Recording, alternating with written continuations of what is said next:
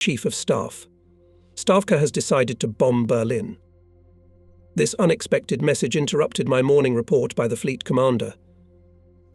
Our bombers can reach Berlin only from the airfield of Isel, continued Komflot. The commander of the Fleet Air Force will take care of the concentration of aircraft on the island.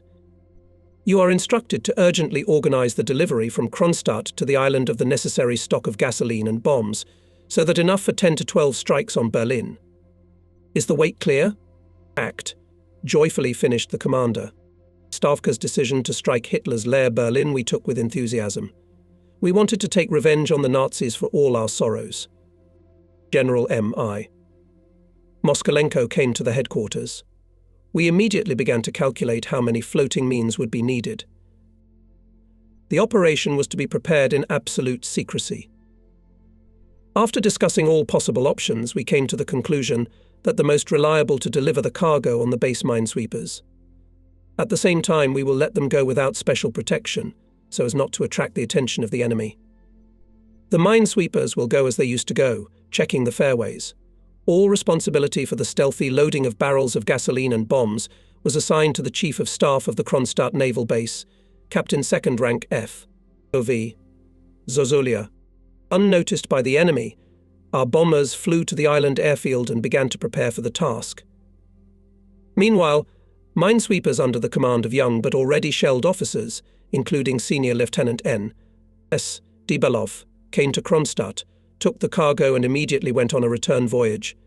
About what was on their board knew a small number of people. Even the duty service of the headquarters in Kronstadt and Tallinn were not privy to this secret. Operators watched the passage of minesweepers, not even realizing what a responsible task these small ships were carrying out. Time stretches slowly. We don't sleep. At night came to me with regular reports of the operational duty captain 3rd Rank V. I. Andreev. I looked at the map. A circular checked the distance that still have to pass minesweepers. Andreev said, "I do not understand anything. Fleet Commander has already called me twice with the map. Also interested in these 2 minesweepers. You're always asking about them. We have more important ships at sea. Why do these ships get so much attention?" I smiled. "You know how few minesweepers we have, so we are all worried about their fate.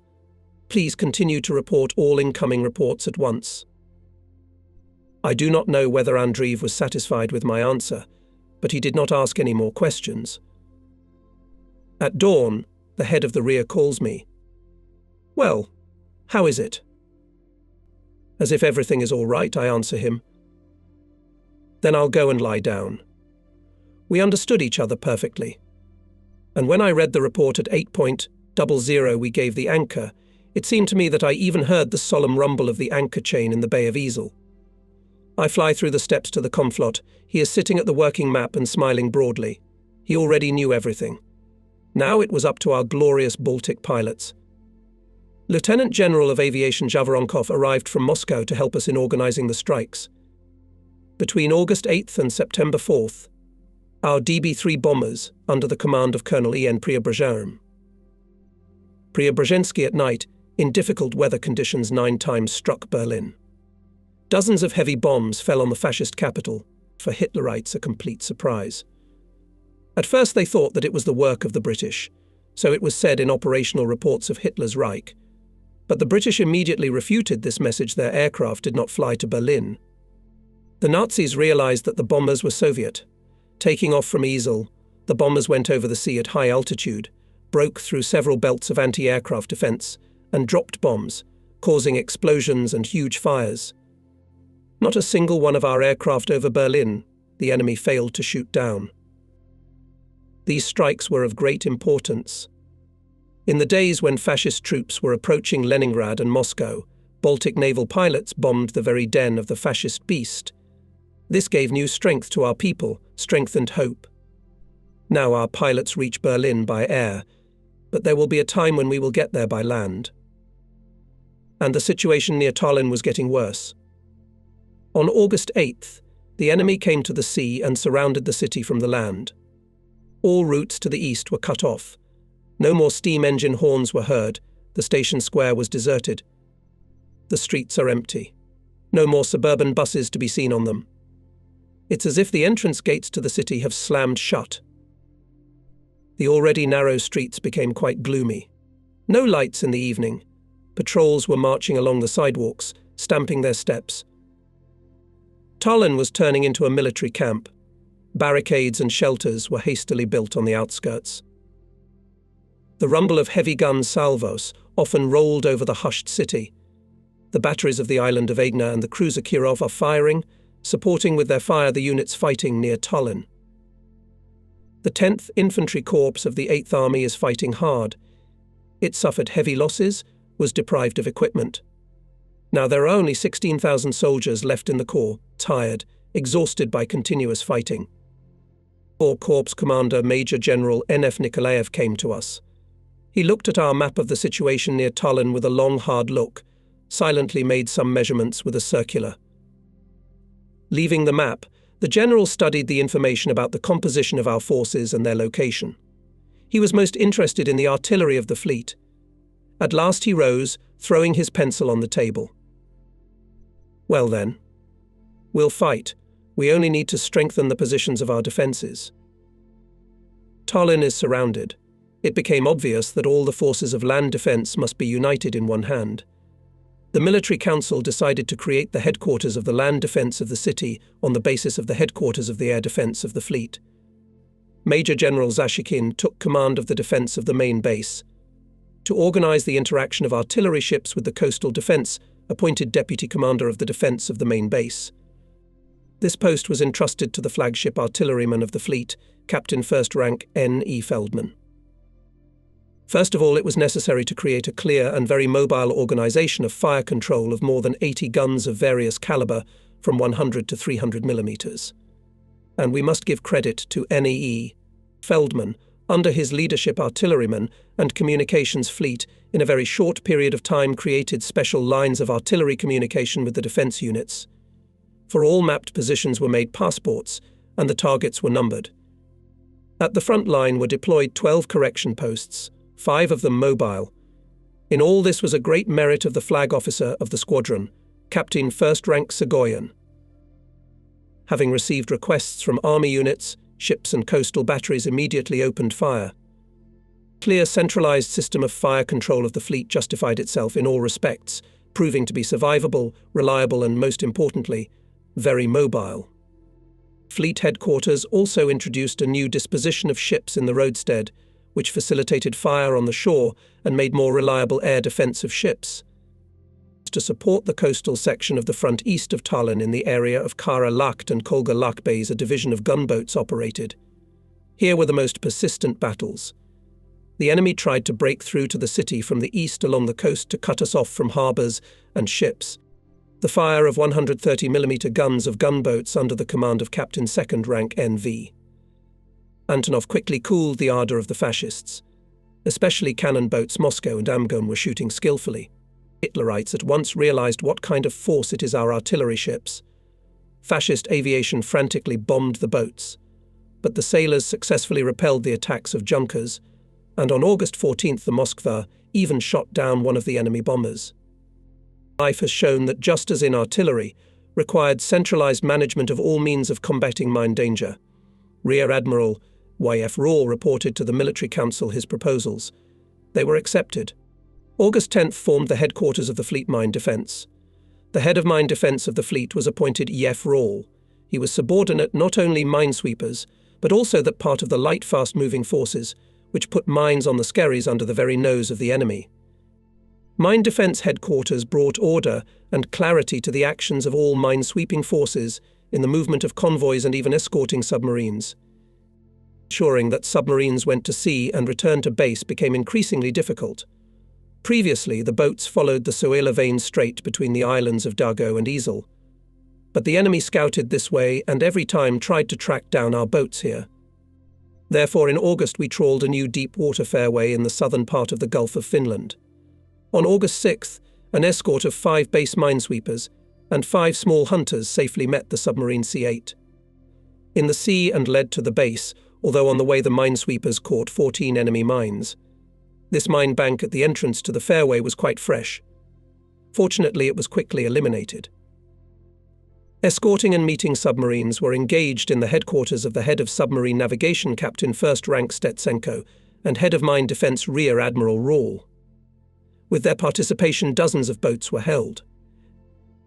Unfortunately, did not do without losses. Thus, already at their shores on the approach to the Soelaviane Strait, the submarine S-11 was lost. She was returning from the distant Danzig Bay. It was commanded by Lieutenant Captain A. M. Sereda. The commander of the 2nd Submarine Division, Captain 3rd Rank I. N. Tuzov, participated in the campaign. Both are experienced submariners. In the area of Libava, they sank the Nazi transport Kaya displacement of 5,000 tons. The boat was already at the rendezvous point. A boat came to its side.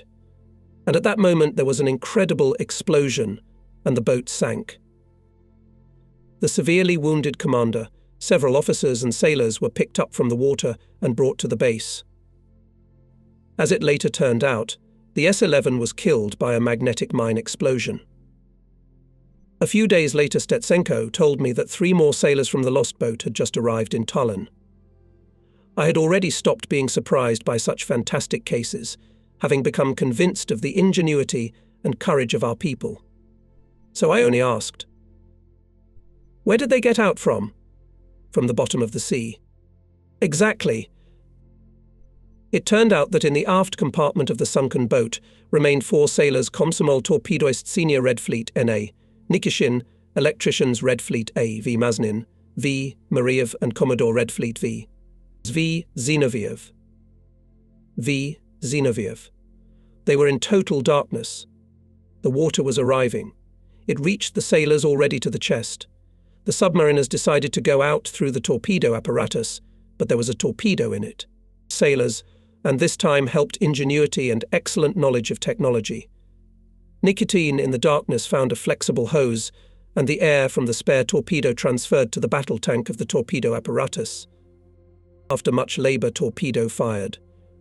The exit from the compartment was open, but it was an exit into the dark abyss of the sea. Sailors threw a buoy on the surface. Nikishin was the first to dive into the narrow tube of the torpedo apparatus. When he surfaced from a depth of 20 meters, it was already night, blew a fresh breeze, the sea wavered. The shore was barely visible, it was more than a mile away. Maznin was the second to get out. After looking around, he dived again, returned through the torpedo apparatus to the compartment to prepare his comrades for the exit. And the water had already flooded almost the entire room. Only at the very ceiling the submarine there was still an air cushion. The conversation with Mariev did not work. The electrician had lost his mind.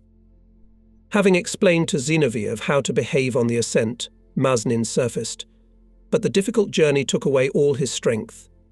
He lost consciousness and went to the bottom. Nikishin dived twice, until he picked him up and pulled him to the air. Having brought his comrade to his senses, Nikishin tied him to a life buoy and himself swam to the shore for help. He swam for a long time. Already began to fall into unconsciousness from fatigue, when pushed into the barbed wire, which was girdled around the island in anticipation of enemy landing. Here at dawn he was picked up by the soldiers of the island garrison. A dinghy was immediately equipped. Comrades removed from the buoy almost lifeless body Maznin. Zinoviev, who had been in the flooded compartment for 16 hours, was also rescued. He tried to save Mariev, but he did not understand anything. He ended up suffocating. And the 3 heroes, otherwise they cannot be called, a few days rested in the hospital and then returned to the ranks. Looking ahead, I will say that Nikishin remained a hero until the end of his life. He was an excellent fighter, in peacetime graduated from the institute, worked as an engineer in Leningrad. One day late in the evening, he saw how several unknown people attacked a girl. Without thinking, Nikishin rushed to her aid. The bandits put in motion knives, but could not cope with the Baltic bogatyr, and fled. Nikishin took the girl to the bus, and only then went to the hospital. Here he lost consciousness. Doctors counted on his body more than a dozen heavy wounds. He died from loss of blood. The Baltic soon adequately avenged the Nazis for the death of the S-11. Returning from the sea submarine Sheikh 307, almost in the same place where the S-11 died, found an enemy submarine. The commander of the Soviet boat, Lieutenant Captain N.I. Petrov, immediately attacked the enemy. 2 torpedoes were fired from a distance of only 3 cable meters. The Nazi submarine broke in half and sank. None of its crew surfaced. By decision of the Stavka, the leadership of the defense of Tallinn from August 17th was entrusted to the commander of the fleet Vice Admiral V.F. Tributes, with subordination to him all the troops withdrawn to the near frontiers. General Nikolaev was appointed deputy commander of the fleet for the land defense of Tallinn. He is subordinate to all land defense of the base. The 10th Corps occupies the defense line in 28 to 30 kilometers from the city. Its flanks rest in the bays in the east Hara Lat and in the west Paldiski Lat. In both bays are fleet ships and their artillery fire day and night to support the troops fighting on land. Major General Nikolaev, having toured the front of the base defense, made a detailed report with all the calculations to the Military Council of the Fleet. "Troops are completely insufficient," he said. "We need additional mobilization of forces."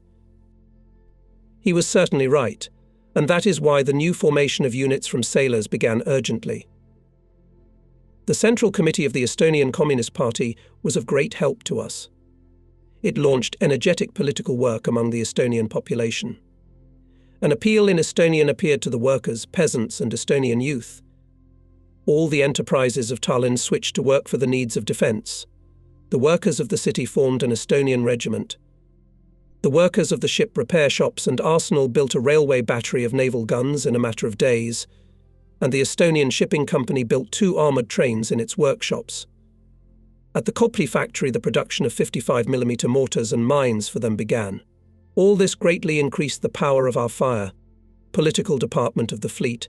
Fleet political organs and party organizations were tireless educational work among the sailors. Military Council appealed to the personnel of the ships, anti-aircraft gunners, coastal artillerymen and marines with a fervent call to defend every inch of the native land. Not a step back, these were the words that ended each leaflet. The Military Council sent dozens of communist agitators to the newly formed fleet units, marine infantry units, and to the 10th Rifle Corps. In the most threatened areas of the front were authorized representatives of the Military Council from among the employees of the political administration of the fleet. Sailors, willing to fight on the land front, was more than enough, and the fleet headquarters in many cases had to limit the call for volunteers, so that the departure of many specialists did not affect the combat effectiveness of the ships. What forces did we have for the defense of Tallinn? At the roadstead stood a cruiser, 2 leaders, 9 destroyers, 3 submarines. The ground forces amounted to about 20,000 men of the army, navy and Estonian workers. We had almost no tanks and very little army artillery, 1 to 3 barrels per kilometre of front. On August 18th we learned that after a stubborn defence Kingisepp had fallen, and on August 21st Krasnogvardisk was left. The situation on the Leningrad direction became more and more threatening. We saw that the enemy was approaching Leningrad, and we felt it keenly. When Sovinform Bureau reports about the situation at the fronts were broadcast on the radio, the voices were silenced at once, and everything in the headquarters stopped. And not only in the headquarters. As soon as Moscow is talking was heard from the loudspeakers, the chauffeurs stopped their work at the cars, the sailors froze on the decks of ships and on the piers of harbours. They listened attentively, trying not to miss anything and memorize everything. In the morning, reporting on the situation on land, the duty officer was worried. Showing a blue line on the map, the enemy front was creeping closer and closer to Leningrad. In mid-August near Tallinn, the pace of the Nazi offensive slightly decreased, and our newly formed sailor detachments on the most threatened, Pärnu direction even took away from the fascists a large settlement. In continuous attacks and counterattacks, both sides suffered heavy losses. All our army hospitals from Libava and Riga withdrew with the army and ended up in Tallinn. A large number of wounded had gathered here. Now it was possible to evacuate them to the rear only by sea. Part of the transports of the Baltic State Shipping Company was converted into hospital ships under the mobilization plan. Among these ships were such ocean beauties as turbo-electric ship VT-509 and passenger motor ship Siberia. They now had a fine staff of medical personnel of all ranks, from orderlies to professors. Of course, we did not keep such ships in Tallinn without need. We called them from Leningrad as needed. And this time, at our call, both hospital ships, guarded by warships, arrived safely in Tallinn. On the way, the guards repulsed several air attacks of fascists and destroyed more than one mine. It would seem to be a simple matter to load the wounded on a steamship and send them to the rear. But it seemed so at first glance. In our environment, it was a difficult task. It was solved by a team of employees of the Fleet Headquarters, Rear Area Department, Political Department, not to mention the medical staff. We had to work in a friendly and coordinated manner because the delay of ships in the roadstead in the besieged base could lead to unfortunate consequences. More than 100 ambulances and city buses brought the wounded to the piers. Dozens of specially equipped barges with wide gangways were waiting for them. The headquarters had to outline the safest courses of passage for the ambulances and allocate guarding ships. The first to leave was VT 509. It was planned to evacuate on it about 6,000 wounded, and the ship is designed for only 500 beds. What to do? The crew of the ship got out of the situation, managed to accommodate all 6,000 people. But there was another unforeseen circumstance. Having learned that there was to be a sea voyage, many wounded, who had never seen the sea before, began to worry. Their condition worsened. Here the medics alone could not cope, and the political department sent a large group of political workers to the floating hospital. They were always among the wounded. Their calmness and vigour influenced people during the transition. I called to the headquarters of the commander of the destroyer Sterigoshi, Captain 2nd Rank E.P. Zbritsky, appointed commander of the convoy. We look at the map, where it is better to go, where there are fewer mines. But there are a lot of mines everywhere. We choose the best variant of movement. Comrade Zbritsky, do you realize the responsibility of your task? The lives of thousands of people depend on you. This is our first major evacuation of the wounded. We must do everything to make it a success. E.P. Zbritsky assured that he understands everything perfectly. He made a number of considerations in case of various surprises. One could see that he was an excellent sailor. The only thing he insistently asked to give him more minesweepers and hunter boats, but we could only allocate 3 basic minesweepers and 4 hunters. Oh, those modest, inconspicuous Moe sea hunters. They quickly became everyone's favourites, and they were needed everywhere. The boats had a wooden hull. They sat shallowly in the water, and therefore rarely exploded on mines. Fascist submarines were sorry to spend torpedoes on them. Airplanes did not bomb them too small a target, and they, fast, manoeuvrable, could sink any submarine with depth bombs, and enemy submariners feared them like fire. The boats reliably guarded our convoys and even warships from submarines, successfully fought sailors' boats, and with aircraft, deftly manoeuvring and skillfully using their small guns and machine guns. They were ship's masters of all hands. They carried patrols and convoyed transports and conducted reconnaissance and put mines in enemy waters. These small ships did wonders in the hands of friendly and brave sailors. The boats were commanded by very young lieutenants, less often senior lieutenants, whose moustaches grew only by Victory Day. And the fleet lacked these very necessary ships. At night I visited the hospital ship, an ocean giant, which had a modest name, VT 509, according to the laws of wartime. What else do you need for the transition? I asked the senior assistant Captain V.I. Faktorovich. We don't need anything. We will try to sail properly, he smilingly answered. He was a real seafarer, and already an experienced warrior. He had received a baptism of fire while being an assistant captain on the transport Viborg. The ship was lost then. Faktorovich was picked up from the water by our boat. The crew of the turbo-electric ship, with exceptional warmth, attention and ingenuity, treated the accommodation of the wounded on the ship. All saloons, bars, restaurants and halls were used. Bunks were set up in the corridors and on the decks. The crew members gave their cabins to the wounded, and in their free time from watch they helped the nurses and caregivers, who are always and everywhere, as a rule, in war, are not enough.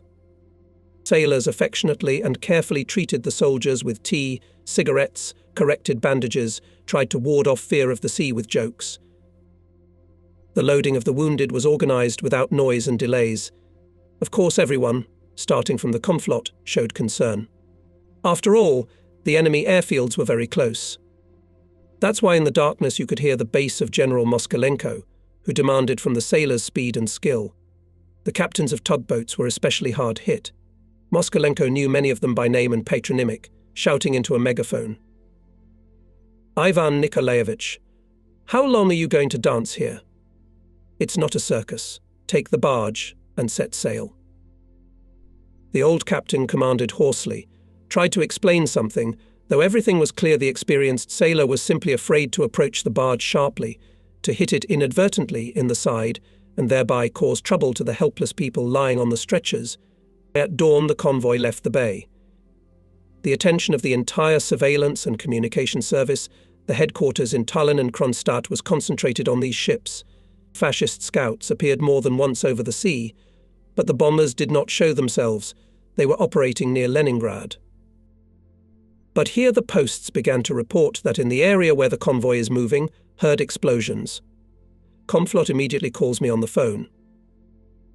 "What are those explosions? What does Zabritsky report?" Zabritsky is silent. "We must assume that it's minesweepers blowing up mines, and everything is all right with the transport." That's how I answered, but I was feeling a little nervous myself. Indeed, at Cape Uminda, minesweepers laid as many as 12 mines. One of them killed the minesweeper Krembol, and the convoy continued to move. But here the duty officer runs into the office and reports from the doorstep. "A telegram from Zabritsky I blew up on a mine near Gobland. I don't need any help." But a terrible and at the same time encouraging telegram. At once instructions to Kronstadt and Gobland Island about rendering assistance to the hospital ship flew over the airwaves. It turned out that it had received a big underwater hole in the bow. 2 stokers were flooded with water, the light went out, it was impossible to go on their own. The ship remained afloat only thanks to quick and confident actions of all personnel.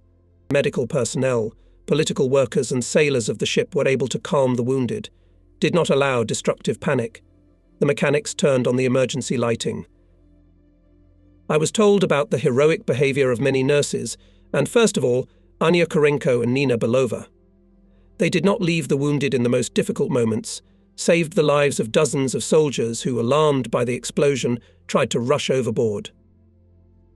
The destroyer Sterigoshi immediately took the damaged ship in tow and led it further along the route. At Lavansari Island, the ships were caught by thick fog. It became dangerous to sail in the narrow fairway. They anchored. At that time, 12 junkers were persistently searching for the convoy. It was good that the fog hid it. VT 509, with all the wounded, arrived safely in Leningrad. The communication between Tallinn and Kronstadt became more and more difficult. Our convoys suffered losses. Fascist aviation annoyed us mainly in the daytime. Mine became our main danger at night. Soon we lost the ambulance transport Siberia. Most of the wounded were saved. And Sibia was killed by fascist bombs, though it was going in a strong guard. On the ship clearly distinguished large signs of the Red Cross. The fascist pilots saw them perfectly well. But they were accustomed to flouting all international rules. The chairman of the Council of People's Commissars of Estonia, Mr. Lauristin, called. The fleet commander was not there, he was checking the construction of fortifications. Comrade Lauristin asked me to come to him. The head of the government of the Republic was interested in what had been done for the defense of the city, what kind of help we needed. I reported the situation in detail, showed on the map where the fortifications were being built, and said that the main thing we lacked was manpower. Lauristin assured that people would be allocated. We met Johannes Lauristin often from the first days of the establishment of Soviet power in Estonia. He was short, thin, with curly golden hair. With a kind, friendly smile, he quickly won the sympathy of the sailors. We were touched by his attentive, caring attitude to the fleet. When talking about our needs, he invariably told his assistants know that sailors need to be helped. Please do as the fleet asks. 15 years in the prisons of bourgeois Estonia did not go in vain, undermined his health. He was a heroic leader of the Estonian working class, an associate of Victor Kingisepp. Lauristin began his revolutionary activities in Tallinn as an 18-year-old boy in 1917. Neither arrests nor prisons could break his will. Lauristin was a frequent guest on ships, liked to talk to the sailors, asked how their families lived at home, how the sailors understood the policy of our party, and told them a lot about Estonia and its people. At one of the meetings of the Council of People's Commissars, even before the war, our fleet affairs were decided.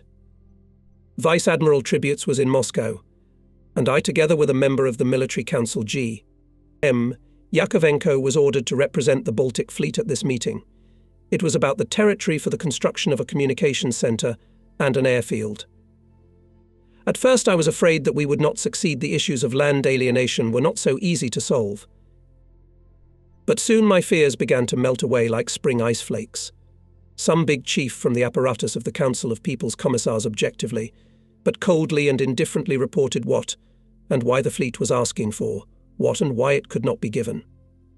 I was angry in my heart and was preparing to ask the speaker tricky questions, but Comrade Lauristin beat me to it. He asked the speaker, "If we do not give the fleet this territory, what can you offer? After all, it cannot live without communication." The speaker hesitated and could not say anything useful. Then Lauristin said that the fleet cannot live without communication. It is necessary to meet the sailors. Other members of the government agreed with him. The issue was resolved quickly, as always when the chairman of the Council of People's Commissars took up the task. Yakovenko and I shook hands with Comrade Lauristin, and from that day on we met him as old acquaintances, moreover, as friends. Now I was looking anxiously into Lauristin's face. After many sleepless nights he looked tired and gaunt, but his friendly smile remained unchanged. In the evening of August 19th, VF Tributes and I got out of the headquarters in the air in a wonderful flowering park. Now, it is deserted here, no clamour of children. Hungry pigeons are walking along the alleys. The greenery is crumpled, flower beds are dishevelled. Apparently the gardener's hand has not touched them for a long time. We listen to the distant gun bursts. It is dusk, the evening is warm and fragrant. We do not want to go into a hot, stuffy room. But suddenly we noticed that the rumble of cannonade began to increase. Adjutant of the commander ran up to us. The Nazis began to attack. The rumbling became more and more intense. Comflot left for the control of land defence. Once again phones rang. Reports and requests were pouring in. From the shots of our heavy artillery, coastal defence, and cruiser Kirov, everything shook around. Comrade Lauristin is calling on the direct wire. Comrade Pantalayev, what happened? I'm reporting in detail about the affairs at the front. Inform Comflot that all our comrades are in place. If you need anything, call. By dawn our cannonade had quieted down a bit. We should still save shells. Rear Admiral Drozd and General Moskalenko arrived at the BFCP. We agreed that if we need ammunition for the ships, it is better to give it at night. Barges are already ready. Captain Second Rank V.S. Cherokov reported that 2 torpedo boats had just returned from a combat campaign, in which they sank an enemy patrol ship in the area of Porkalan Kolboda. Tired, anxious, returned to the headquarters of the fleet commander, took my brief report on the night events. In thought he said, "Today we will be hot." It became quite light. On the shore and on the ships sharply beat anti-aircraft guns on the enemy air scouts. Exactly at 6 o'clock in the morning from everywhere began to receive reports that the Nazis moved forward. The enemy was advancing along the whole front, but the main blow was coming from the east, where 2 rifle divisions were involved in the offensive. Thus began the third assault on Tallinn. As you would expect, following the scouts over the raid appeared Nazi bombers. They began furious attacks on cruisers and destroyers. The ships manoeuvred, dodging direct hits of bombs. The rumble of salvos of heavy guns echoed with sharp, frequent slams of coastal and ship anti-aircraft guns. All parts of the defence fought bloody battles. The enemy's superiority in artillery, and especially in aviation, By the end of the day, he managed to cut into our defences in the eastern and southeastern sections. The situation was somewhat better in the Parnu direction. Here the defence was held by a detachment of sailors of Colonel Kostikov. Tall, healthy sailors from ships and batteries of coastal defence, who served in the Navy for 5-6 years, fought skillfully and selflessly. There were few of them left, but they held back the onslaught of a whole regiment of fascists. About heroic deeds of people of this detachment one day we'll write a stirring book, and then the image of the sailor Komsomol, Sailor Lomako, will appear before us again. He was lying at the machine gun and was firing at the advancing enemy infantry. Several times the fascists went up in attack and every time rolled back. Then they went on a trick. Several Hitlerites crawled around to sneak up to the trench unnoticed. Lomako pretended as if he did not notice them, let them close, and at the decisive moment threw a bunch of grenades. None of the Hitlerites did not rise. The gun crew of 45mm cannon, headed by Junior Sergeant Krasilnikov, repulsed dozens of enemy attacks, shot 5 machine guns of the enemy together with the servants at point-blank range. The only thing the sailors asked Kostikov to give more ammunition. Alas, with shells, grenades, ammunition was tight, and Kostikov's squad had to withdraw. Komflot consulted with General Nikolaev. It was decided to undertake a counterattack. The headquarters developed a plan, gave the necessary instructions to the commanders of units and ships. August 21st, our units tried to counterattack the enemy, but failed and were again displaced. The flank of the 22nd Motorized Rifle Division by the evening of that day was already in the Bay Kolgalacht. Here it was consolidated, supported by reinforced fire of 12-inch battery of Egna Island and gunboats Moskva and Amgun, which were continuously on the flank of the division. This is already only 32 kilometers from the city. To improve the situation, the command of the northwest direction ordered the fleet to land a sea landing in the rear of the fascists in the area of Virtsu. Komflot approved the plan. Lieutenant General A.B. Eliseev was instructed to urgently form a landing detachment and organize its landing. August 23rd, detachment of 5,000 sailors supported by destroyer fire successfully landed in the target area and raised a great commotion in the enemy rear. But the sailors, who had only hand weapons, could not last long. The enemy threw artillery and tanks against them. On the 26th, the remnants of the landing force were withdrawn from the coast. The following days did not bring any special changes in the situation. All along the front fierce battles were fought. The enemy suffered heavy losses, but slowly moved forward. All batteries of our main base, ships from the roadstead, boats from Kolgalacht Bay, destroyers from Ruhukula area were continuously firing. The rumble of the cannonade did not subside for a minute, and we had already gotten used to it. In my accidentally survived workbook there is a record dated August 24. Things are bad near Leningrad, and we too are experiencing critical days. We have begun setting up a rear mine barrier north and south of Seskar Island. Did I think we'd ever put mines here? After all, it's only 50 miles from Kronstadt and 60 miles from Leningrad. We laid about 400 mines. In Tallinn we withdrew to the boundary of the river Pirita, from the deck of the Veronia, where the fleet headquarters moved to. We can clearly see the enemy through binoculars.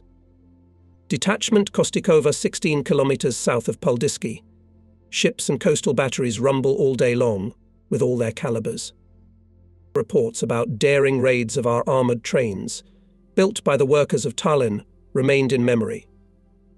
One of them slipped into the rear of the fascists, and at Kiza station landed a kind of landing of sailors.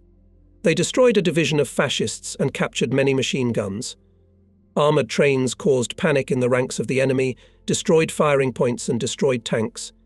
It was a good support for our infantry exhausted by continuous battles.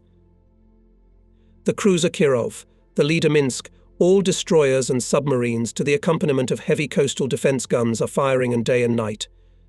Our adjusters in the troops are working perfectly. From the front we received dozens of telegrams with the hottest words of gratitude for the fire support of infantry. I remember how some infantry commander shouted loudly into the telephone receiver. I'm Torch, thank you, brothers. You're really good. Give me more sailors' fire. The volleys shake everything around. The convoy going to Kronstadt is anchored. It includes transports with the wounded, tanker, no, 11 and the old destroyer Engels. We are very worried about the fate of this convoy. On the quay I meet an excited Brigade Commissar K. P. Dobryabov. He grabs my hand and exclaims enthusiastically, "What a people we have! Bogoteurs." He tells me about anti-aircraft gunners firing at infantry on the Narva highway. For years we have been accustomed to the fact that anti-aircraft guns are aimed at the sky and fire only at the airborne enemy. And now anti-aircraft gunners fought in the fighting order of our infantry and stopped Nazi attacks with direct fire. Our anti-aircraft division, by the fire of their guns, destroyed for the day hundreds of fascists, 4 mortar batteries and 8 machine guns. And the commander of the anti-aircraft machine gun company, Junior Lieutenant Kazban, camouflaged his installations, let the enemy chains at close range, and then whipped at them from 24 barrels. The whole clearing was strewn with the corpses of Hitlerites. The prisoners claimed that the Nazi command gave the order to take Tallinn on August 24th at any cost. I don't know whether the prisoners were lying or not, but that day was really hard. The enemy developed an offensive along the whole front. The density of its fire increased due to the approach of reserves. We did not have a single land cannon or a single tank in reserve, thanks to the pilots of the 10th Air Brigade. They struck a strong blow to the fascist troops. For a few hours the enemy offensive was delayed. Meanwhile, we are trying to regroup forces, although it is obvious that from the rearrangement of the sum does not change. In the afternoon of August 24th, I barely reached the CP of General Nikolaev. The general, tired, thin, did not lose vigour. With a cheerful smile, he said to me, "You know, today Komflot, member of the military council Smirnov, General Moskalenko and I almost came to the fascists with my own feet. It turns out that the chiefs were going to the Marine Corps CP to Colonel Parafilo, and the CP at that time moved closer to the city. The German infantry was lying in front, and our comrades didn't even know about it. It is good that the enemy began mortar fire and thus opened our eyes," finished the general. I was silent, thinking about how we sometimes behave frivolously. You can't do that in war. Bravado has nothing to do with heroism. Our honourable admirals could pay for it with their heads. At that time, ignoring the harsh laws of war, we all walked in our, almost parade uniform, in caps with gilt, drove around in cars. We did not recognize the protective color, the color of war. And the results? A German plane stitched the car of the Chief of Staff of the fleet on the highway. Another plane turns into a sieve the car of the Chief of Political Department Muravyov. And still we didn't draw any conclusions. And today on the front line, under fire, fell the military council of the fleet in its entirety. General Nikolaev shows me a map of the land situation. We're looking at it. All around the defense blue line, like a rattlesnake, creeping up to the city. Komflot promised us a battalion of cadets, says the general with hope. Well, if he promised, then there will be cadets. Parts of the 10th Infantry Corps with darkness withdrew to a new line of defence Kila Lagady Yam. The sailors' detachment pushed back to Poldisky. It was felt that our men had a lot of rage, but no equipment and reserves. Fleet with full strength to support the infantry. In the reflection of the enemy takes part 15 combat artillery ships and the entire coastal and anti-aircraft defence base. This is more than 100 guns from 76 to 305mm caliber. Shipfire crushed river crossings, smashed dozens of tanks, exploded ammunition depots, Nazi infantry pressed to the ground. The day of August 24th cloudy, the sun rarely breaks through because of the heavy leaden clouds overhanging the land. By evening, hand-to-hand fighting has broken out in the suburb of the city, the village of Pirita. On the wall of the mine harbour, lined up a detachment of cadets of the Red Banner Frunz Naval School. This is the last of our reserve. The gloomy grey evening bloomed with the gold of naval badges and blue collars, like cornflowers in the field. The guys are tall, slender, in first-term uniforms. Frankly, I confess, my heart squeezed. After all, these are the future of our fleet, its sons. Vice Admiral Tributes made a farewell speech to the cadets. What they could not hear, they were told by dozens of rumbling guns. Clearly typing step, the detachment hides behind the gates of the harbour. General Nikolaev is waiting impatiently for him. Since the first days of the war, we have heard shooting from around the corner more than once.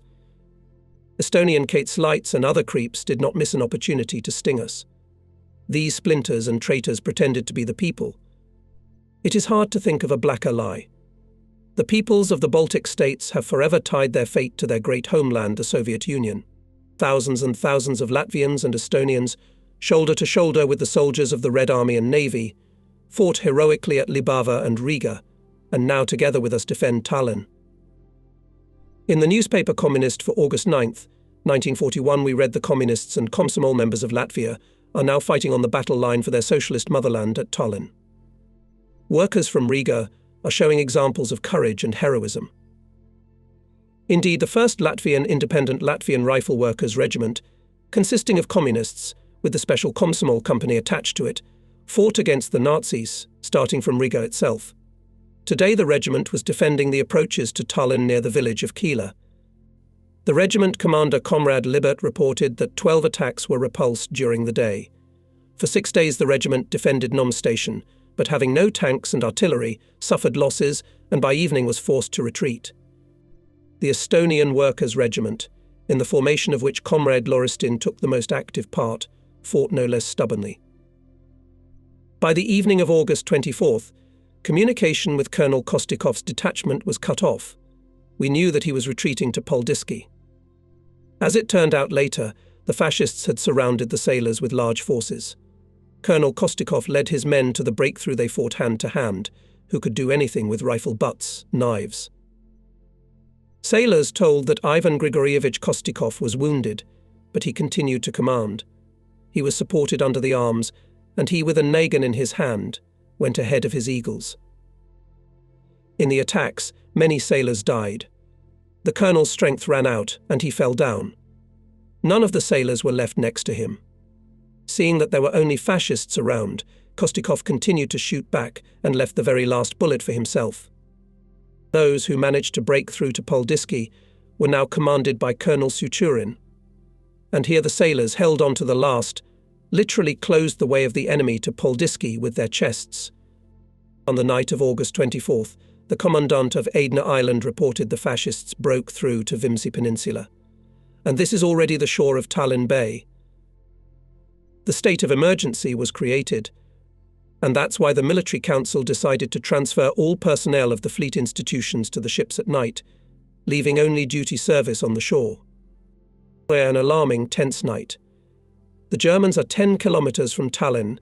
Everyone is at the front, even the militia. The city is deserted. Ours are holding on only thanks to the artillery of ships and coastal batteries. When the cruiser Kirov took a break in firing, General Nikolaev called our CP. What's the matter? Why are the ships silent? The fascists are rising to the attack. Hurry up and fire. And again the cruiser Kirov and other ships beat, pinning the enemy to the ground. I went to the bridge of Varonia and looked at the roadstead. The ships were crowded. In a closed rectangle from coast to coast, slowly moving cruiser Kirov, he was surrounded by nimble, more agile destroyers. The bridge to the counter-courses moved long, low leaders Minsk and Leningrad. And all these powerful ships were continuously beating from their guns. The morning of August 25th came. The sun shone cheerfully. A faint, fresh breeze from the northeast. It's hot, literally and figuratively. Every minute we receive reports from the front, or from the commanders of ships. From all sides requests are pouring in. Some of them ask for a tugboat to ferry the wounded to the shore. Others ask for ammunition for anti-aircraft guns. The submarine C-4 returned from the sea. With a victory sunk the fascist transport. It must indicate a safe place of parking. The fascist planes are making the usual morning reconnaissance of the raid, and after that bombers are coming. They drop bombs on the ships and the heavy battery of the island of Aigna, bombing fascists haphazardly. Ships on the move have no hits. Unfortunately, anti-aircraft guns on destroyers and leaders with a low ceiling and low rate of fire. However, at least such guns would be more. In the best position cruiser Kirov, it has, in addition to anti-aircraft guns, have anti-aircraft guns, as well as modern fire control devices, skillfully direct the actions of anti-aircraft gunners Senior Lieutenants Alexandrovsky and Kravtsov. The situation is extremely tense. However, the usual Navy routine is preserved. We drink tea in the wardroom messenger ship Picker, which now housed the military council of the fleet. And suddenly the hull of the ship shuddered. Through the open large square portholes heard soft splashes, as if a group of swimmers rushed from the bridge of the ship into the water. We run out on deck and see slowly falling snow-white pillars on the smooth surface of the Mine Harbour raid. The enemy field artillery is firing from the Whimsy Peninsula. Ships are manoeuvring, dodging shells. Operations Department of the headquarters urgently develops a new dislocation of the entire mass of ships standing in the various harbours. Hunter boats, torpedo boats, tugs, barges, seaplanes MBR-2 transferred to the west of the peninsula Paliasar. The enemy does not reach there yet. A number of large transports are withdrawn from the merchant harbour. Conflot orders to determine the location of field batteries, shelling harbours and raid, and the fire of the fleet to destroy them. Meanwhile, in the harbour appear boats' smoke curtains. They are led by the head of Combat Training Fleet Captain First Rank Sergei Valentinovich Kudryavtsev. Behind the boats grows a thick, dense cloud, enveloping the entire roadstead. The enemy fire becomes indiscriminate and soon stops altogether. And this is to our advantage. We can at least load the wounded on the transports. 10 kilometers from the city is a fierce struggle for every inch of land. All employees of the political department are sent by the military council to the thick of events, to companies and battalions fighting on the last frontiers. Never forget the professor of the Leningrad University O.V. Tishanovitsa. He replaced the killed commissar of the detachment and more than once raised the Marines in the attack, going ahead with grenades in his hands. I'm urgently summoned by the operational duty officer. At the map are already standing head of the operational department, Captain First Rank GEE, Pilipovsky, and Commissioner of Staff LV, Serebrennikov. Received an urgent report from the convoy commander, reports Lieutenant Commander Ovechkin, and shows a point on the map. I run my eyes over the conventional signs on the map along the convoy's route. Everything is marked here, both attacks and shelling, but I don't see any crosses. So everyone is alive. I can't help but breathe a sigh of relief. Well, report. It turns out that from Tallinn to Kronstadt tonight was a convoy of 9 transports with wounded, with a fairly strong guard. In the morning, the convoy was shelled by a fascist battery from Cape Uminda. Some ships received minor damage, but remained on the move. Later, the convoy was subjected to air attacks. 30 raids were made on the transport Dorgava. The bridge was demolished, boats were broken, steam line was broken, and still the crew saved the ship. At Gogland, the convoy entered the operational zone of the Kronstadt naval base. It was covered by our aviation. On this passage, courage and valour were shown by many Latvians, members of the crew of Dorgava, mechanic Kuts, machinist Berzin, stoker Pinksis. The fate of the barmaid Alma Horst was truly fabulous. She took care of the wounded under enemy bombardment. The blast wave threw her into the water. Dorgava went forward. Our patrol boat picked up the girl and transferred her to another ship, but in a few hours this ship was lost. Alma was again in the water, and again she was picked up by a passing ship. To the general joy of the whole crew, Alma Horst reached Leningrad alive and well, and returned to her steamer. The passage of the last 2 convoys showed that many sections of our most important communication were again heavily mined, and, worst of all, the minefields after our trawling are continuously renewed by the enemy. The main minefield is covered by the fire of a heavy German battery. Chief of Operations, reporting the situation, suggests the battery to destroy, and the fairways again trawl. Well, the right proposal. But there were questions: what to destroy the battery, what to trawl the minefields with, what to cover our ships from the air. With a heavy feeling, I went to the commander to report the situation. He makes a decision to send the 12th Division of Small Minesweepers under the protection of patrol ships for control trawling of the fairway. Immediately at the control room arrived at the head of mine defence, Rear Admiral Rawl. Quickly made a trawling plan, but apparently Neptune was angry with us. Since noon a storm began at sea. The wind was northeasterly, 8-9 points, huge waves were breaking on the roadstead. The attempt of the minesweepers to leave the bay was unsuccessful. They could not rake against the storm wind even without trawls. Sending the last 10 basic minesweepers in such weather meant risking the loss of extremely important ships, without which it was easy for the enemy to clog us in Tallinn harbours. A call from the Land Defence Control Room. I recognize the voice of General Nikolaev. He asks that the Military Council urgently come to him. Fleet Commander and Divisional Commissar Smirnov immediately leave. I was surrounded by officers of the staff. What happened? I do not know, I answer them, but I myself feel something bad. Tributes, and Smirnov returned quickly. Conflot on the move ordered to immediately call all the commanders of compounds. The worst thing that could be the Nazis broke through our front in the eastern and southern sectors of defence. At our new flagship command post, organised in the mine harbour, arrive commanders of formations. Feel the general excitement. Calmest others Rear Admiral Rawl and General Moskalenko. Listen to my report on the situation on land and sea. The commander invites each commander of the compound to report in detail the state of the subordinate ships and units. I remember, all reports were accurate, concise. Proposed measures to improve fire control of the fleet. It was also calculated how many people will still be able to give the ships on the land route.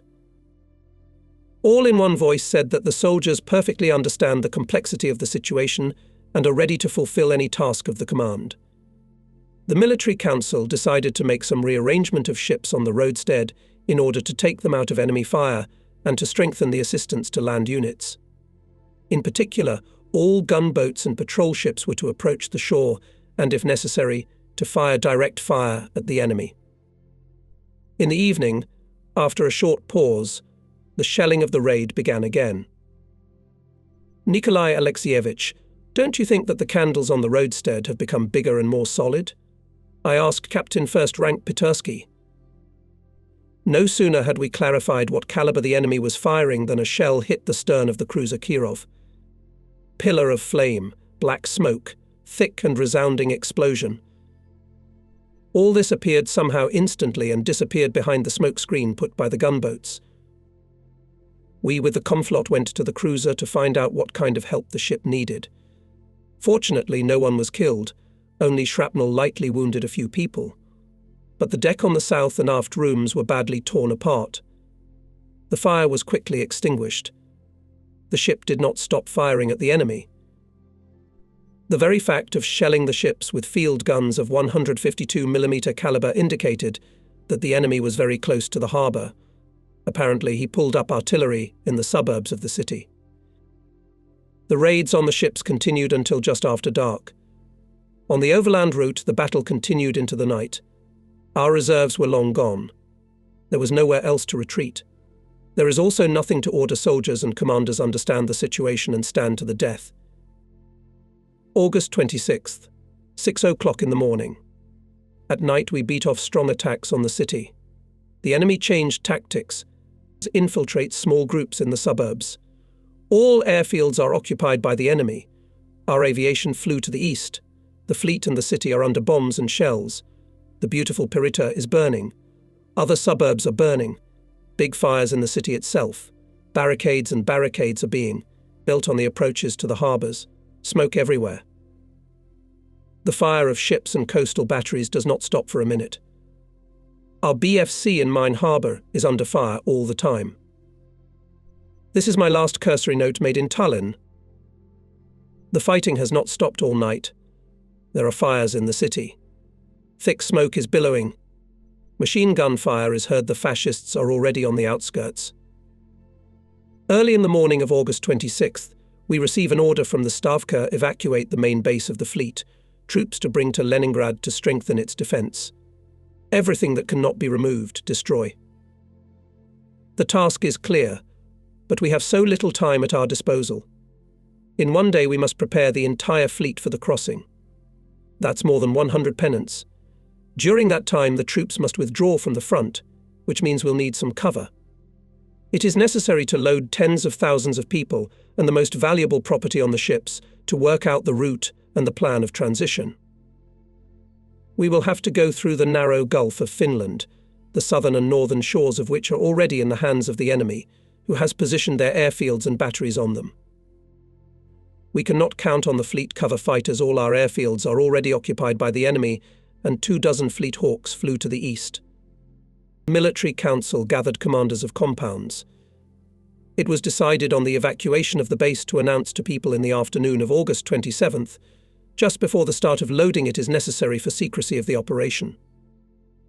The Department of Military Communications and the rear management had to do a lot of work to arrange ocean transports at the piers, to organise the loading and withdrawal of ships from the harbours. At the Coastal Flagship Command Post, located in newly dug dugouts on the territory of the mine harbour, sand from the slabs fell on their heads, and the floor underfoot shuddered from nearby explosions. But no one noticed it. People were working on the transition plan. The landing of troops on large transports was planned in Koplilakt Bay, on the islands of Naisar and Aegna, at Vimsi Peninsula, in Merchant Harbour, and partially in Mine Harbour, as well as in Poldiski. In stormy conditions, under the enemy's fire, large clumsy transports were to be placed there. Besides, the enemy managed to sink one of our tugboats, and they were already few in number. This also delayed the deployment of ships. The ships called to Tallinn from Moonsund and the Gulf of Riga had to be included in the transition plan. We considered mines and aviation bombs to be a serious danger on the passage to Kronstadt. During the day you can maneuver, dodging aircraft bombs and bypassing floating mines. But what to do at night, when the mines are not visible?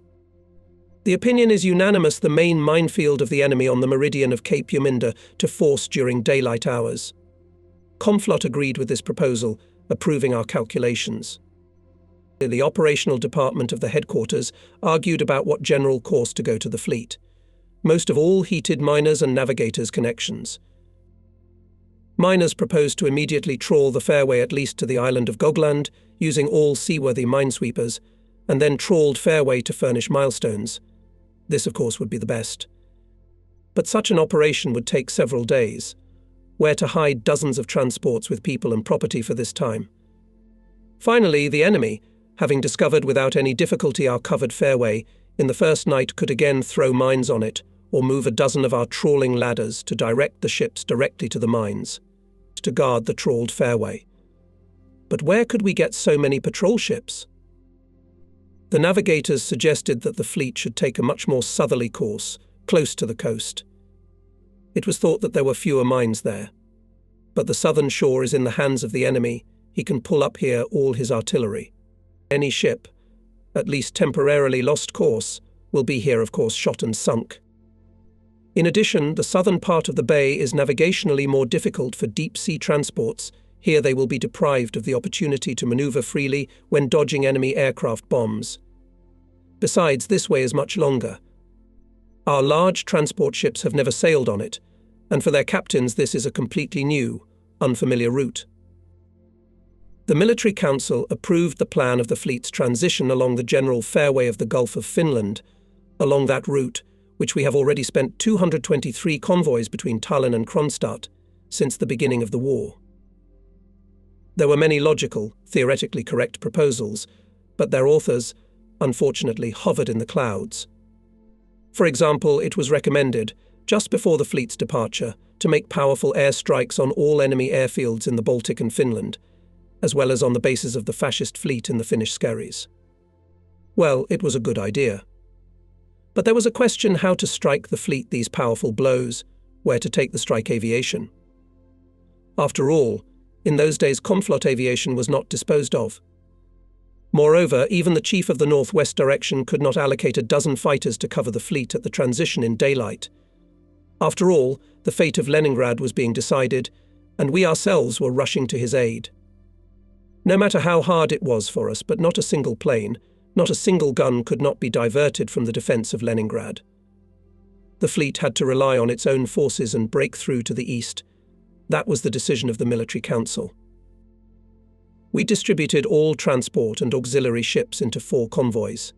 Each convoy had its own direct guard and had to go strictly behind the trawlers allocated to him. The warships were in the detachment of the main force, in the detachment of cover, and in the rear guard. These 3 squads of warships also needed minesweepers. How many minesweepers were required to secure the passage of 190 different ships, including 70 large transports, through a fairway 3 cable meters wide? All our naval instructions and simple calculations very quickly answered this question. We needed at least 100 minesweepers. We had only 10 basic and 17 slow-moving, non-moving minesweepers, that is, in fact, 1/4 of the need. Nobody could tell us the number of mines placed by the fascists, but according to our calculations it reached 4,000. What was the probability of blowing up the ships on mines with such provision? This question, of course, arose before us, but at the sight of fires and clouds of smoke that covered the sky, under the rumble of shells bursting in the harbour, we did not particularly try to focus attention on such unpleasant figures. As the documents were ready, the chief of the operations department and I checked them carefully. We had to report them to the military council for approval as soon as possible, so that after that we could hand the extracts to each commander of a ship and a unit. The time flew so fast. Fighting was going on in the Dutch village of Koos. This is already in the area of the command post of the land defence of the city, and on the night of August 27th, the Nazis broke through to Kadriorg Park and Lake Julimist. It was obvious that the enemy is trying to cut off our units from the harbours to disrupt the loading of ships. The guns of our ships were hitting at direct fire, destroying the advancing enemy infantry and tanks. The enemy began to shoot at the cruiser Kirov, and he had to move away even more bridge. The destroyers fired only from the move, and also often changed the area of their manoeuvring. With the support of the ship's artillery, our soldiers fought heroically in all areas of defence, going in some places in counterattacks and achieving success in hand-to-hand combat. Thus, at the place of Nome, the sailors pushed the enemy. I remember how enthusiastically Kirill Petrovich Dobrolyubov, brigade commissar, who had just returned from the front, shared his impressions. I visited Skakchkov's battery in the 1st Marine Brigade. At that time enemy tanks approached. The artillerymen let them up and opened fire at point-blank range. They destroyed all 4 tanks. Then the fascists threw infantry on the battery. It captured the firing position. The sailors fought hand-to-hand. Lieutenant Milyukov, Petty Officer Verigin, soldiers Golubyatnikov and Dashevsky fought especially bravely. Sailors killed almost all fascists who broke through to the battery. Our guns remained intact. Now the battery is firing again. We worked all night.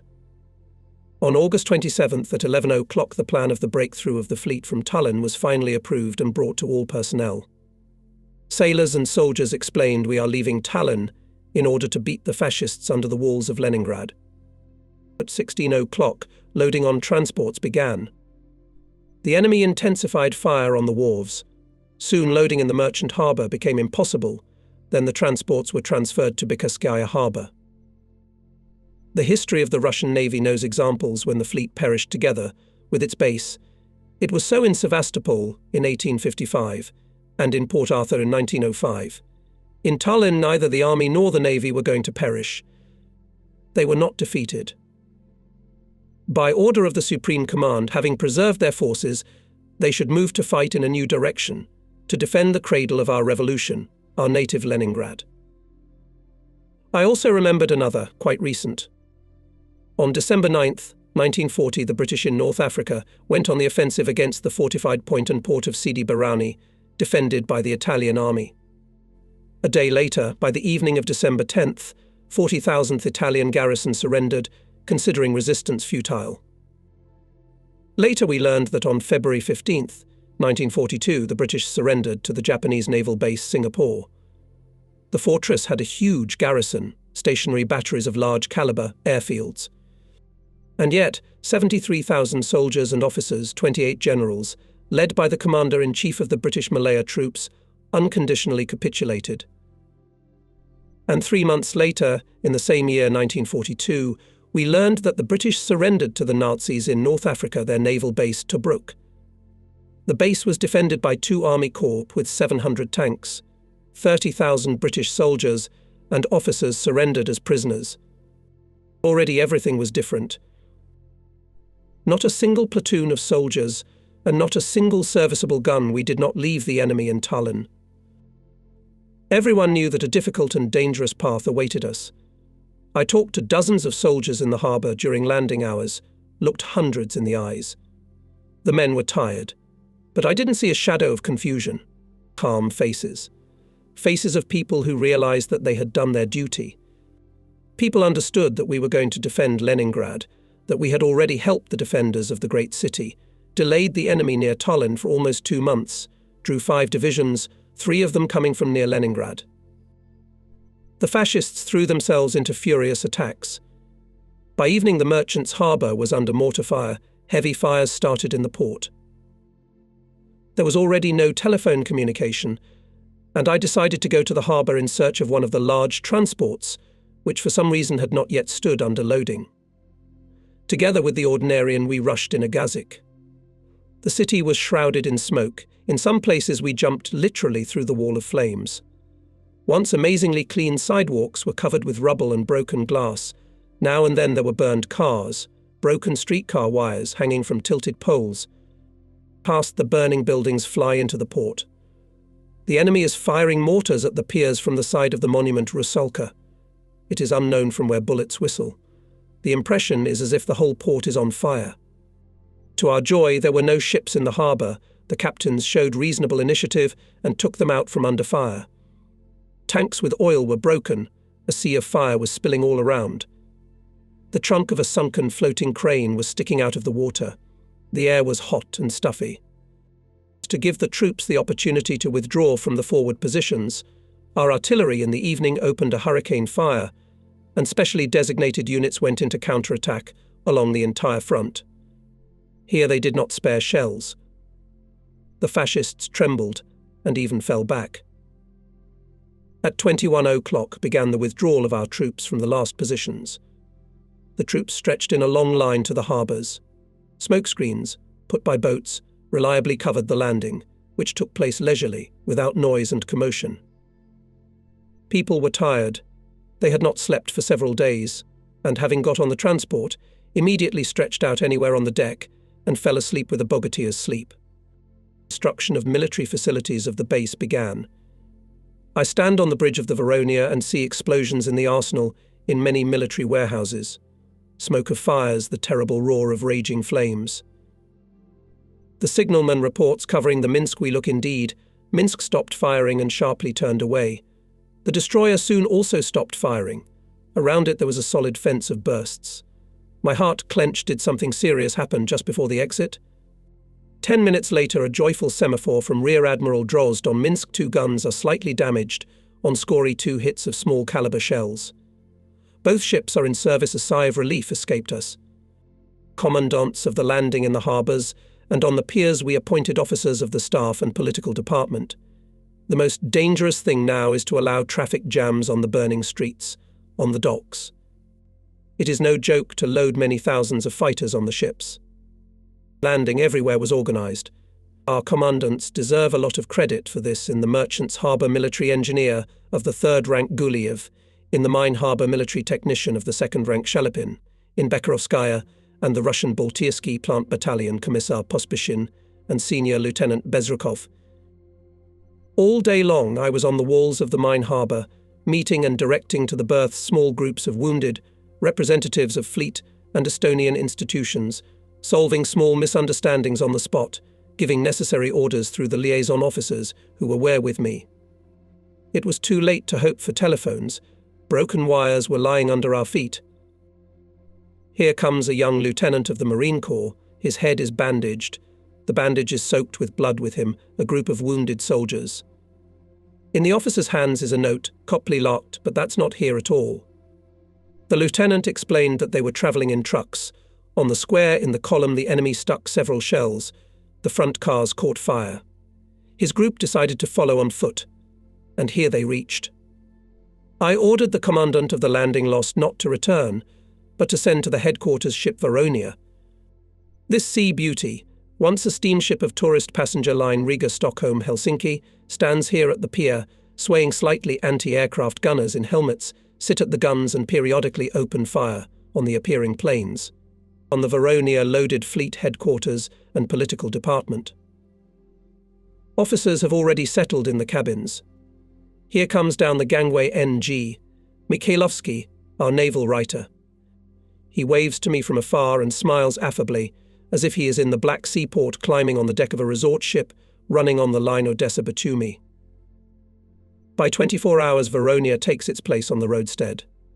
Captain First Rank S.V. Kudravtsev reports that all the chemical warehouses are devastated and engulfed by fire, and there is little smoke mixture on the smoke suspension boats. We spent all of it on your favourite Veronia, Sergei Valentinovich grumbles. Yes, that's where we oversight. Smoke mixture is now indeed no longer available. A group of comrades approaches us.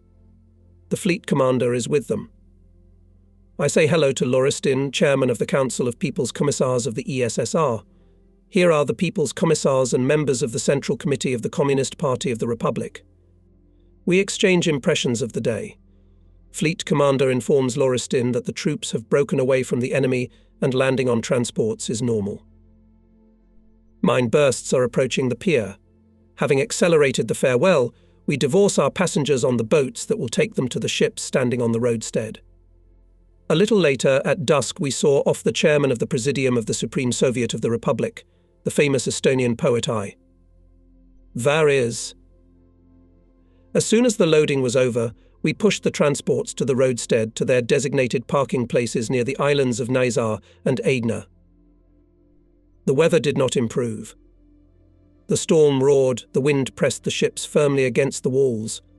Large transports had to be pulled from their berths by tugs. Now a lot depended on these small skittish vessels, tireless workers of the sea. Major General Moskalenko, the head of the rear of the fleet, appeared on the pier. With a mighty bass, seemingly able to drown out anti-aircraft gunshots, he was razzing someone, demanding to immediately withdraw the tugs from under the enemy's mortar and artillery fire. It's damp. At times comes a fine nasty rain. Empty piers, fewer and fewer people in the harbour, the noise of the multi-voiced crowd subsides, and the explosions of mines and shells seem especially loud. In the twilight at the harbour sea gate, twitching on the mooring, the old Russian warship, the former minesweeper Amur, stands grimly. Not a light on it. No crew is visible on deck, no flags are flying on the masts, and no smoke is billowing from the two tall pipes. The veteran of the Baltic Fleet, on whose mines in the First World War died more than one enemy ship, will no longer leave the old harbour. He must fulfil his last duty to the motherland after our departure to sink in the gates of the harbour in order to lock them for a long time for the enemy. The destroyers and patrol ships from Moonsund have arrived, and the two transports with the heroic garrison of Poldiski, following under the protection of warships, are obviously delayed. There had been no telephone communication with Poldiski for a long time. There had been fighting there since morning. The warships could not stay in Moonsund any longer after we left Tallinn. There would be no one to supply them with fuel, water, or ammunition. These ships did their job. They accomplished a lot in 2.5 months of war. While the fleet was in Moonsund, the enemy did not risk anything against the islands. Our ships made 7 major raids on enemy communications, sinking and damaging 5 destroyers, 4 torpedo boats and 10 transports. Finally, in Moonsund and in the Gulf of Riga, held under the protection of warships, 30 convoys, with only 1 transport, was lost. Of great importance was the setting of active mines in the Strait of Urbina and in the Gulf of Riga. More than 1,200 mines and mine guards were put out by our sailors on the enemy communications. It is completely dark. The harbour is empty. There are only 2 boats and a messenger ship Picker. It must deliver the military council of the fleet with the campaign headquarters to the cruiser Kirov. The fighting is already going on near the harbour. In the rumble of machine gun and artillery fire burst deafening explosions. Behind the houses is blazing fire, then bright red, then orange, then almost white, and everywhere to the sky rises thick black smoke. Against the background of the glowing clouds, the outlines of the pics, so characteristic of the Tallinn landscape, are clearly drawn out. Thunder is heard in the west, and suddenly there is a fairy picture. Thousands of multicolored stars fly to the sky, scattered with bright sparks. This is burning fleet warehouses of signal rockets. In the dugouts of the headquarters to collect property, documents. I go around all the rooms once again. There is an unpleasant dead silence in them. Machines no longer knock, officers do not dictate urgent documents. The gates to Mine Harbour on the city side are closed. They are guarded by a small team of sailors with machine guns. Behind the bars of the gate flicker less and less often the figures of fighters. Arrived from the raid Rear Admiral Yuri Fedorovich Rawl. At the transition he will command the rear guard, that is, the forces covering the entire armada of ships from the rear. Yuri Fedorovich came on his boat, shook off the water, calmly, as always reported that the sea is fresh, no less than 7-8 points, and the roadstead is intensively shelled by enemy artillery. Hitlerites shoot without aiming at the area. The shells are thickest at the harbour gates. Apparently Hitlerites are waiting for our ships to come out. Did not notice that almost all of them have already left the harbour. Rawl clarified in the headquarters all that is associated with the mined harbours and raids after our departure. The War Council decided to move to the cruiser at 4 a.m. on August 28th. I, with the second echelon of the campaign headquarters, should arrive at the Leader Minsk at 7.00. The last at 8.00 will leave Tallinn land Rear Chief General Moskalenko after the destruction and blocking of the harbour. Time stretched slowly, and besides the night was dark and damp. Captain First Rank G.E. Pili Pilipovsky returned from Kopli, sent to search for another missing, the largest transport of 10,000 tons, without which thousands of soldiers risked to stay on the shore. Everything turned out safely. The transport was anchored in the bay without lights, and because of the storm did not dare to approach the wall.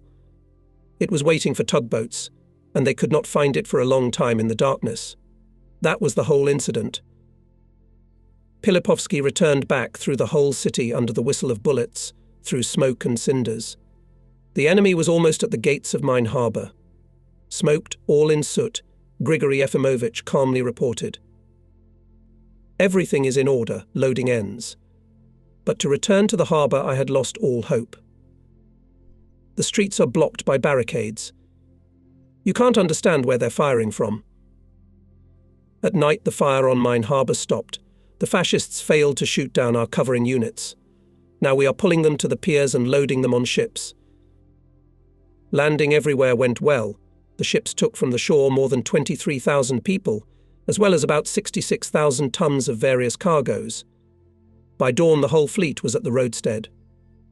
We did not leave a single platoon of soldiers or sailors to their fate. At 4.00 we received the last instructions of the Komflot for the transition. We escorted the military council of the fleet to the cruiser Kirov. 2 boats remained in the harbour, a small hunter for my campaign headquarters and a torpedo boat for the rear chief, General Moskalenko, and officers of his group. In the harbour is empty and quiet. At the pier orphaned swaying our boats, the team stands at their places in readiness to leave.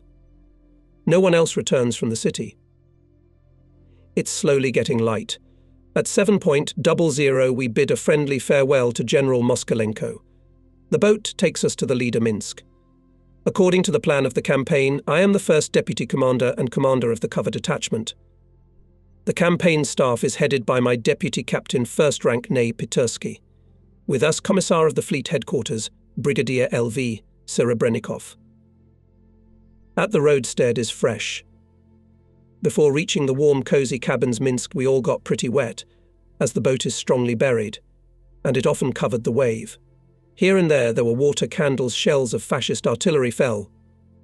But the ship stood on the seaside, out of the fire. A few minutes after the arrival of the marching headquarters on the ship was deployed flagship command post, and Nay Pitursky reported the situation. First of all, about the weather, the storm as if began to subside. Low grey clouds are thinning, softer became the wave, but still fresh, and small ships to go out risky. Because of the forced delay, we have to force the main minefield at Uminda already in the dark. It's bad, but there's nothing we can do about it. From the bridge, I'm inspecting the roadstead. All ships are standing according to the disposition plan. The transports Balkash and Kumari with the heroic garrison of Poldiski are on their way. The sailors never gave up their positions to the enemy. They repulsed 14 fierce attacks of fascists and held on until the order to withdraw and board the transports was received.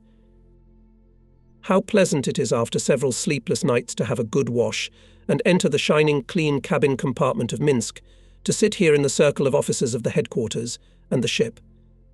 At the table, everyone warmed up. For a few minutes, hardships were forgotten. The dinner passed cheerfully with jokes and laughter, but not before we finished the traditional naval compote, as I was urgently summoned to the bridge. "Comrade Admiral, look," the signalman said in a trembling voice and pointed towards the city. Through binoculars I can see that there is no more scarlet Soviet flag over Vyshgorod. In its place is the tricolour flag of bourgeois Estonia. My heart clenched. Tallinn, its ancient towers, cathedrals and pickaxes became alien at once. There was silence on the bridge. We could hit that flag with all the guns we had. It would be pointless. In the meantime, 2 bursts of shells soared off the side of our Minsk. Signallers have detected the battery's location. It's in the woods on the Vimsi Peninsula. Damn it, they've already gotten here. The commander of the leader, Captain 2nd rank PNN, Petunin, ordered to open fire on the battery, and then the leader changed its anchorage. Only we got rid of the battery as we saw various dinghies and fishing boats floating along the roadstead. From the shore, the fascists were firing machine guns at them. These were the townspeople who had decided at the last moment not to stay with the fascists. Better late than never. The ships launched boats to pick up the people who were leaving the enemy. Not a single boat was left on the water. Passengers on the ships were arriving. Exhausted people met the sailors, and officers the most attentive and friendly attitude. On our leader, reception of guests was engaged by the commissar of the ship. Raised he, as a kind host, found for everyone an affectionate word, calmed, joked, encouraged. Of course, it was not the time to ask all these people why they had not evacuated earlier. Everyone had their own reasons. With touching care, the sailors helped women and children to get comfortable, treated men with cigarettes, brought food from the galley. At 11:30 a.m., the signal was received. The fleet at 12:00 to start moving. We were parting with Tallinn, leaving the ancient base of the Russian fleet Revel, created by our grandfathers more than 2 centuries ago.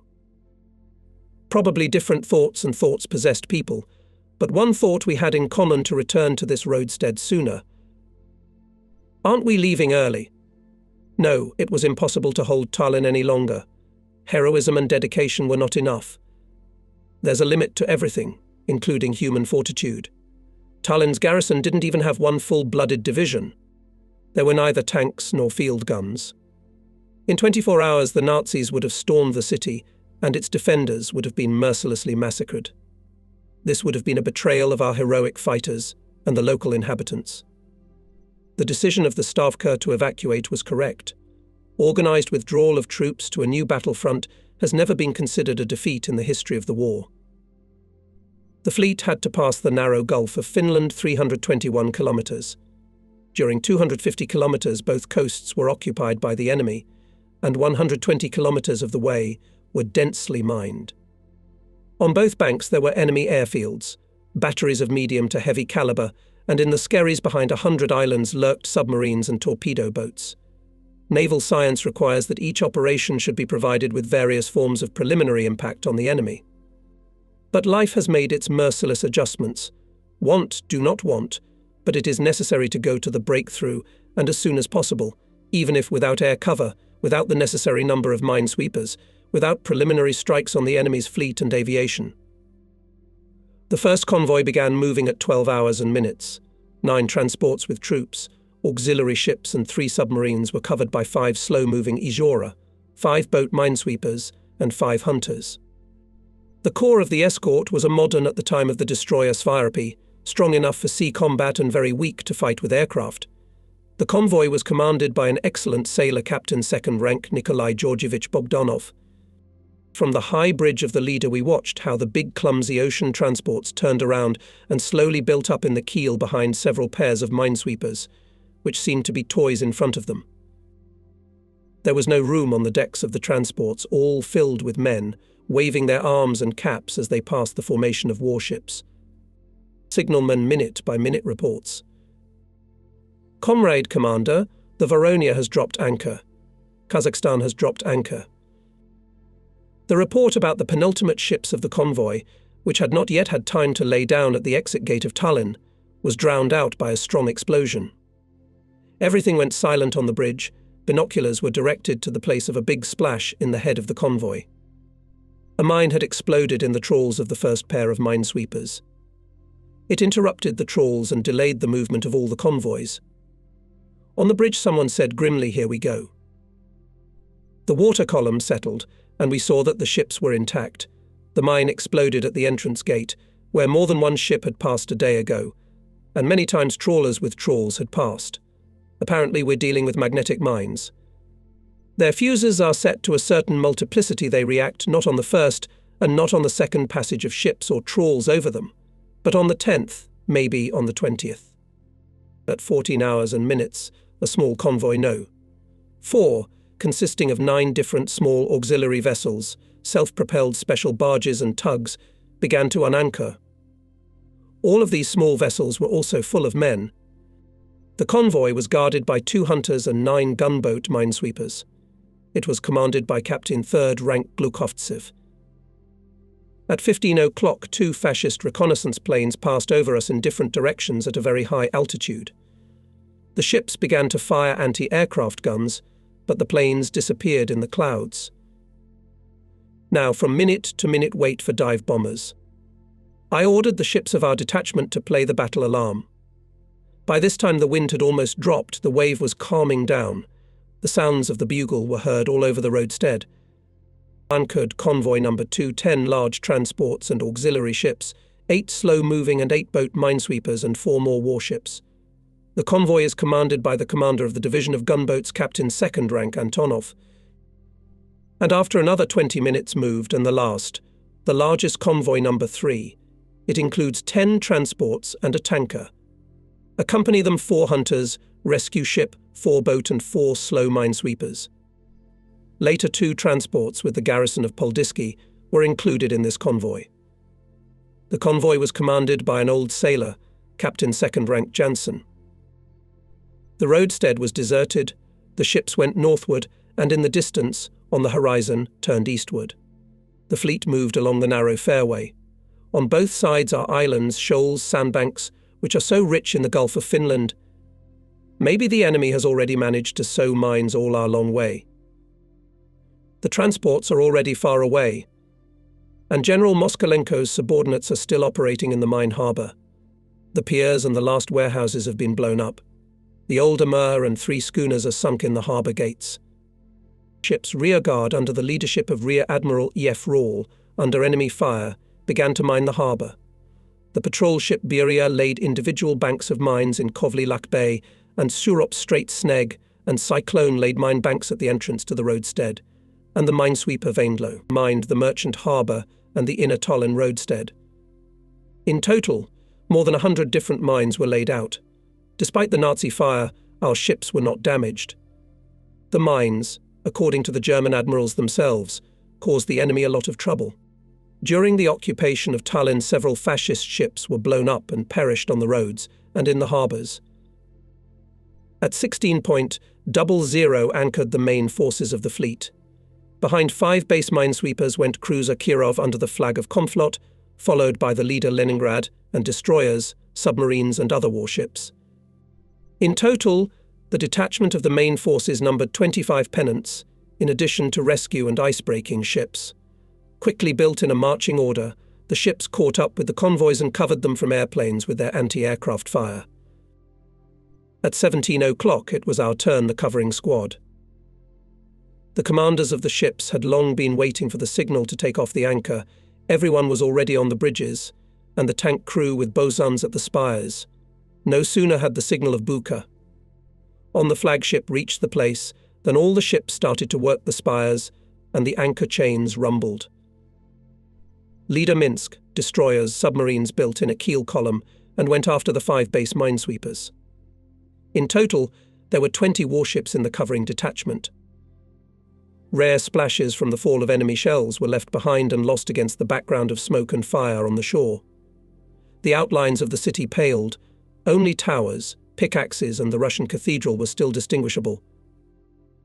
The sailors looked sadly at the city, and each thought, "When will we return to you? Tallinn, of course we will. And soon." That's exactly how I wanted to shout, so that it would be heard on the shore.